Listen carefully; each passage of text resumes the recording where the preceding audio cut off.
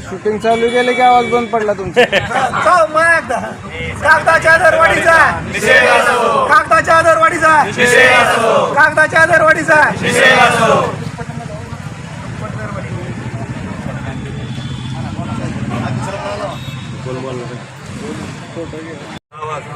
मी गजानन मुकुंद साखरे आज पेपरच्या दरवाढी विरोधात एक दिवसाचं लाक्षणिक उपोषण करत आहे. भारतातील सर्वात जास्त रोजगार निर्माण करणाऱ्या सेक्टरमध्ये फूड इंडस्ट्रीज आहे. याचा पहिला नंबर जरी लागत असला तरी तो सर्वात जास्त रोजगार निर्माण करणाऱ्या क्षेत्रामध्ये दुसरा क्रमांक आमच्या प्रिंटिंग इंडस्ट्रीजचा लागत असला तरी कागदाच्या दरवाढीकडे सरकार लक्ष देत नाही. ही दरवाढ आता कुठेतरी थांबली पाहिजे. कागदाच्या किमती दुपटीने वाढत आहेत. यास कागद व्यापाऱ्यांनी केलेली साठेबाजी ही जबाबदार आहे. त्यावरही सरकारने कारवाई करावी.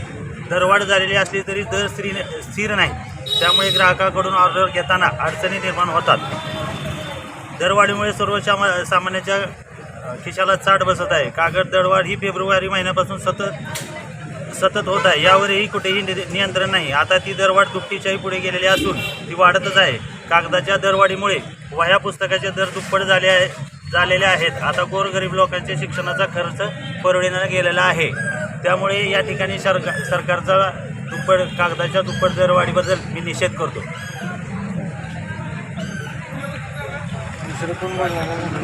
हा आमचा व्यवसाय प्रिंटिंग व्यवसाय अतिशय जिगरीने आम्ही चालवला. आता कुठं उसत मिळाली तर आता हा पेपर दरवाढीचा मागील 4 ते 5 महिन्यापासून रोज दरवाढ होते. हे दर कुठं स्थिर झाले पाहिजे. त्याच्यामुळं विनाकारण आम्हाला त्रास आणि ग्राहकांना पण याचा त्रास होतो. हे आम्ही म्हणणं सरकार दरबार मांडण्यासाठी आम्ही आज मोर्चा काढलेला आहे किंवा उपोषण करतो आहे. त्यासाठी तुम्ही पत्रकारांनी हे आमचं म्हणणं सरकार दरबार पोहोचवावं यासाठी आम्ही हे उपोषण करतो आहे. आता कागदाची मोठ्यानं बोला कागदाची गरज कुणाला नाही असं कोण सांगू शकतंय का? तेव्हा मला कागदाची गरजच नाही. या मनुष्य जन्माला येतो त्याची जन्मतारीख पहिला सुद्धा कागदच लागतो आणि मरते वेळेस ते जे सर्टिफिकेट मृत्यूचं सर्टिफिकेट आणायला सुद्धा कागदच लागतो. हां बरं, म्हणजे जन्मापासून मृत्यूपर्यंत ह्या कागदाशिवाय माणूस जगू शकत नाही. जसं अन्न खाल्ल्याशिवाय जगत नाही तसं कुठलंही काम करण्यासाठी कागदाची गरज आहे. बरं, पूर्वी कागद व्यवस्थित होता, देवाणघेवाण व्यवस्थित होत होती. पण आता दरवाढीमुळं आणि आपण लोकांना सांगितलेलं असतं, ग्राहकांना सांगितलेलं असतं की बाबा ह्याचा दर एवढा पडेल, एवढ्यात तुमचं काम भागून जाईल. पण अचानक दरवाढ ही नेहमीच होत गेली. मग त्या माणसाला आपल्याला ह्याचं दर वाढल्यावर तो सहजच म्हणतो कशाची दर वाढली, काय वाढली, सहजच म्हणून जातात आणि गपचूप तुटपुंज्या रोजगारावर आपल्याला काम करावं लागतं. आणि कुठे जरी गेलं तरी कागदाशिवाय पर्याय नाही. आता तुम्ही कुठं काय जरी झालं तर काय म्हणतात, आम्हाला कागदावर पोच द्या. तुमचं काय म्हणणं असेल तर कागदावरच द्या. मग कागदाचा विचार सगळ्याच्या बाजूनं पाहिला ही नितांत काळाची गरज आहे. आता डिजिटल आलं, हे आलं काय नुसतं एका चिठ्ठीवर बिल बुक, नुसतं 4 बोटाच्या चिठ्ठीवर बिल आपल्याला मिळतंय.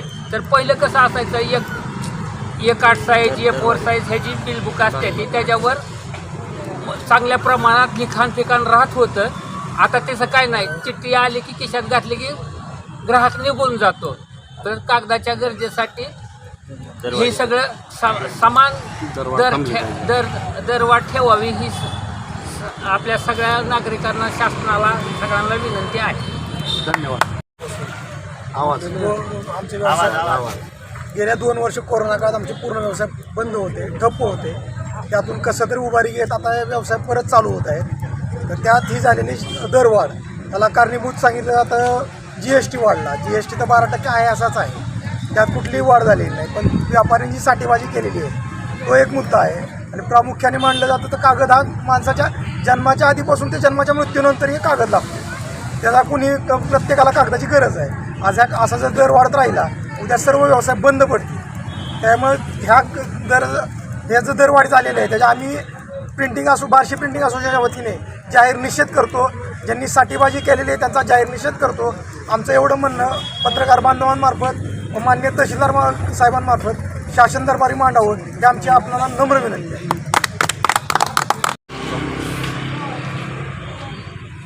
गेल्या 2 वर्षी कोरोनामुळं सर्व पेपर्स, ऑफसेट प्रिंटिंग प्रेस, सगळे बार्शी प्रिंटिंग प्रेस, नुसतं बार्शीपुरतंच नाही, अख्ख्या महाराष्ट्रातले मुद्रक हे पूर्ण बंद होते, ठप्प झाले होते.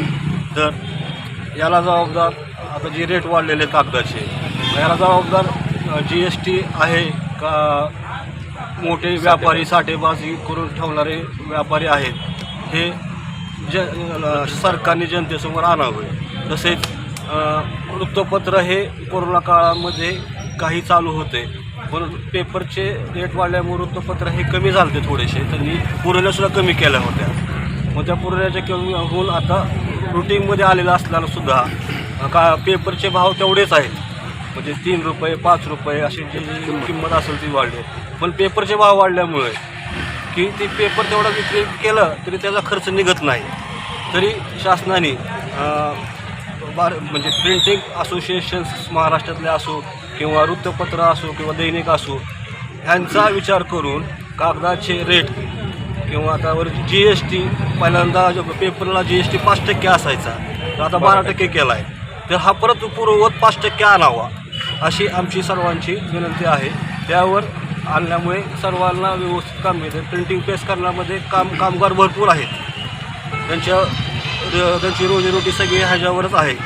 तरी शासनाला आमच्या या उपोषणामधून एकच विनंती आहे की कागदाचे रेट कमी करावे. विनंती. वर्तमानपत्रे हे रजिस्ट्रेशन कलेक्टरकडे केलेले असते, त्यामध्ये रीतसर त्याची मूल्य आकारणी आपण किती करणार आहे त्याला आपण ॲफिडेविट करून दिलेलं असते. पण वरचेवर कागदाचे रेट वाढत असल्यामुळे त्याच रेटमध्ये आम्हाला वाचकांना पेपर द्यावा लागतो. त्यामुळे त्या पेपरचा खर्च काहीच निघत नाही. तर आणि आम्हाला त्या डिक्लेरेशनमध्ये दिल्यामुळे त्याचा रेटही वाढवता येत नाही. तरी कच्चा पेपर हा कमी करावा ही विनंती. आलं.